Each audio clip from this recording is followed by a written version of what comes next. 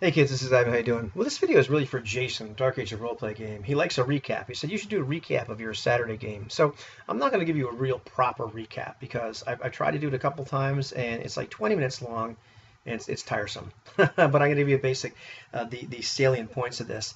And so it's really kind of neat. I actually got a chance to play with two people. They're both cousins.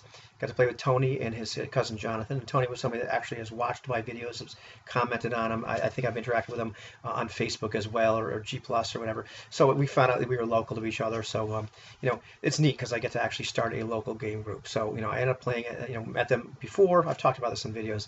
Ended up playing at Jonathan's house today, and they really kind of dictated like where I was going, not just with this game, but with like the game I'm playing on Hangouts with Lamentations, where we're talking and they decide let's play This World with a Twist. You guys are already playing All for One Regime Diabolique. I started kind of like that area. So why don't we play that 30 Years War era? Why don't we play that basic implied Lamentations era, but do it like This World with a Twist, so you can like, have some little different things happen. So I let them kind of run the, or dictate like what's this going to be like, and they're like, okay, we want to play in England, we want to play in London. So I come up with this basic idea. I come up with this sheet I prepared, and it's got, as far as NPCs, it's got 1, 2, 3, 4. 5, 6, 7 NPCs that I brought to the table. I also brought this little packet of about 20 other NPCs I made originally for a fantasy version of Lamentations of the Flame Princess that I never actually ended up running. I probably made it like a year ago, and it was something I had on the back burner. But I decided I needed some more NPCs available should they, turn me in a direction I didn't expect. And sure enough, I needed a whole bunch of them. Not only that, but I had to make up some other people on the fly. And the neat thing about when I'm on my A game, I can make up non-player characters based on people I've seen in fiction. Movies, TV are usually very powerful. Recycling some other characters, people I actually know. I had these other NPCs already kind of statted out. I knew what they were kind of like. Not statted out meaning like personality. What is this guy really after? What's their shtick? And I was able to kind of maybe morph their name a little bit, morph what they were about a little bit, and instantly throw them in there. And so these two characters, Reginald and Valion, I knew they both want to be magic users. They talked about the idea they both wanted to be have worked for an antiquarian bookseller, been turned on to magic that way because there's the British Inquisition going on. There wasn't really a British Inquisition, but there is now.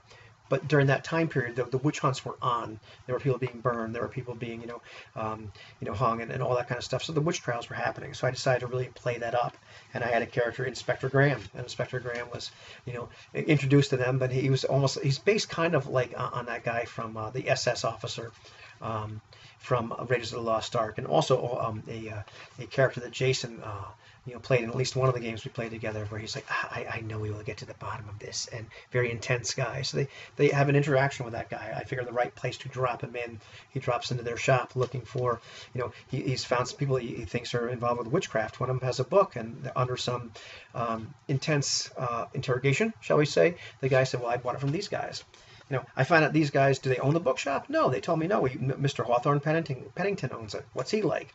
And they kind of let me know that he's sort of like a guy from, American pawnbrokers or something, and very shrewd businessman. And so he turns into some guy like it's like Foghorn Leghorn, Slim Pickens, at least in my mind. So he's got that accent and those mannerisms, even though he's British. Anyway, it's understood that like, okay, well, I figure out what a British guy would say here, but that's the way I'm going to play this guy. So it was really neat.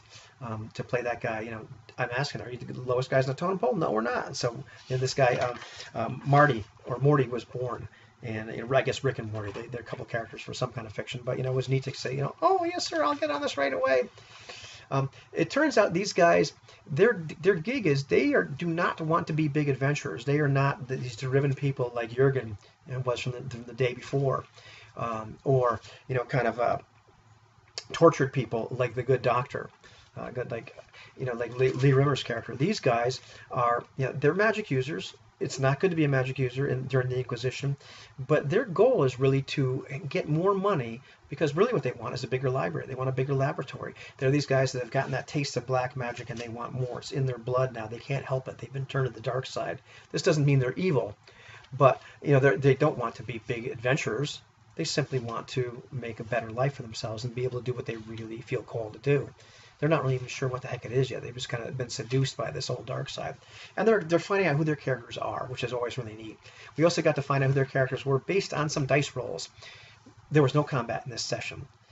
There were very few die rolls, and the die rolls that we actually end up having were roll into your ability score, and usually it was kind of an intelligence thing or a wisdom sort of thing. One dexterity roll, because, and I get to the reactions here, somebody did not react very well to Reginald, and she tried to empty a chamber pot on him from a second-story window, and he had to roll under his dexterity to avoid it. He did, just barely. That was really neat. The other roll we did with the 2d6 reaction roll, straight out of basic D&D, which Lamentations of the Flame Princess uses. Roll higher is better. I let the players go ahead and roll these. And I didn't invoke it every time they met an NPC. That'd be crazy. It's like when you ask them to do something a little bizarre, you made a suggestion that was a little bit, I wonder how they're going to react to that. Go ahead and roll dice. Well, it turns out that like every time Reginald rolls these dice, he rolls lousy. He's got a 9 charisma, which isn't bad. It's average. But he's constantly rolling lousy. And it's just like this, Tim Cass just put out a video, Curmudgeon in the Cellar, number 3. Great series of videos that Tim Cass is doing, talking about back in the day, before all this newfangled skills and stuff. They simply, the first time you try to do something, you would roll, and I'm guessing they're rolling like, D6 try for low or something. If you succeeded, okay, your character has a knack for this. If you fail, maybe your character is not very good at it. Maybe if you fail consistently. So we're finding out now that Reginald, this may not be the case overall, but it seems like Reginald puts his foot in his mouth a lot, and people don't react very well to him. So they got to interact with all kinds of NPCs, a lot of whom they sort of made up. At least like we encountered a situation, I want to talk to a guy like this, or we know a guy like that. And so, at the very beginning of the game, I was like, what are you guys doing? I decided I'd let them kind of set the tone, what's happening first, as opposed to like, I'm going to throw the first plot hook at you. So they say, yeah, we're going to the north end of London to meet somebody because they say they have a chair that used to belong to one of the kings of England. So they go there, and so they go to meet, they go for their boss, Hawthorne Pennington. So they go to meet, I decided you're going to meet Lord Mulberry. He's somebody that was in my NPC list from another game, and who's based entirely on Lord Mulberry from West Wing. So they interact with this guy. They have to make up some servants. They realize the house is destitute. The servants are kind of destitute. They realize Lord Mulberry kind of needs money. Lord Mulberry says he's going to burn his house to the ground when he dies. Nobody's going to get his stuff because he has no heirs. They instantly start to think, we want this house. They come up with this plot of how they're going to take his signature, have a forger forge it on a will, and either sign it over to them or to their boss. They end up talking to their boss later on. They sell them on the idea. Their boss has a bad reaction roll. The other rolls we were doing with these 2d6 Apocalypse World things. I really like that mechanic. So every once in a while when I wasn't sure what was going to happen, you roll that. You either roll like 2 to 6, you fail, you roll 7 to 9, okay, you get what you want with some complications, which happens a lot. That's how that probability works. Or 10 to 12, you get what you want. And there was a lot of times they didn't get they got what they wanted with complications. The complication was Mr. Pennington. He wants the dough, and he wasn't reacting very well to Reginald, which is neat. But they meet some of the servants. They meet one of the servants that Lord Mulberry has, who is West Indian, and then they're wondering, is this significant or not? They meet some other NPCs that were kind of named NPCs that they had ready to go. Like they meet Joshua James, the hot soup man. Imagine that. Joshua James, the hot soup man. Totally based on the guy from Scrooge, the musical version of Scrooge. And so once again, I was able to yank that character's personality. And Benedict Carlton, Leo Rimmer suggested we have this actor, out of overrated actor with a really distinctive voice, based on somebody from real life. But he's there doing Punch and Judy and reciting Shakespeare or something like Shakespeare in the Park. So they were able to invent like what they knew about these guys. They meet people. They find out there's been a series of murders. They see the first plot hook, where people are carrying a body covered by a sheet, and the sheet's all bloody, and they realize Jack the Ripper type murders. They interact with a constable, Constable Malone, who I have to kind of invent on the fly because constable's got to have a name. They start to develop all these plans where we need a forger. So who do you know knows a forger? And their boss tells them, well, you got to go talk to Boyd. Well, who's Boyd? Boyd owns the Speyside pub.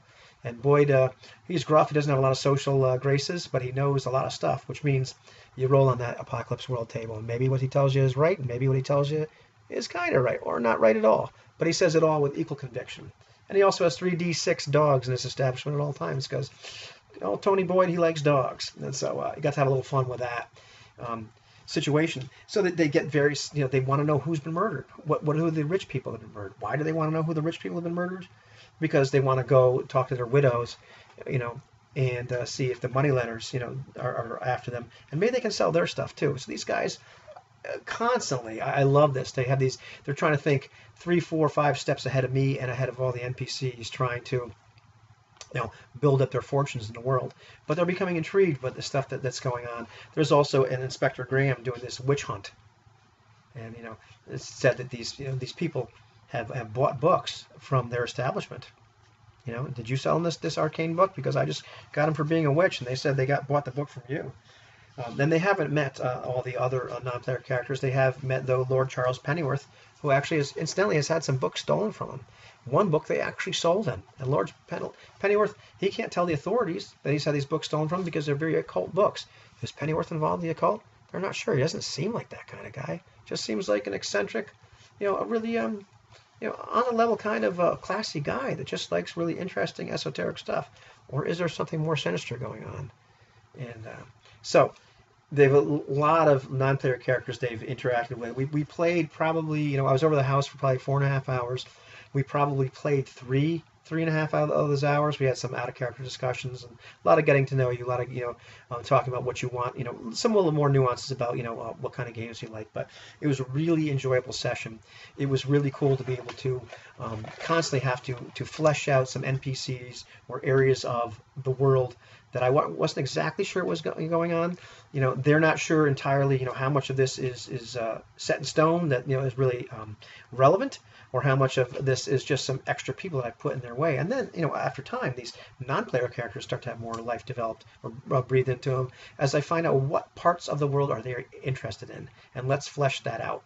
And so we're kind of doing this collaborative world building at this point, and I'm finding out what, I'm letting them steer the game entirely. There are other things that are going on, which will happen even if they choose to ignore them, which may have some very bad repercussions.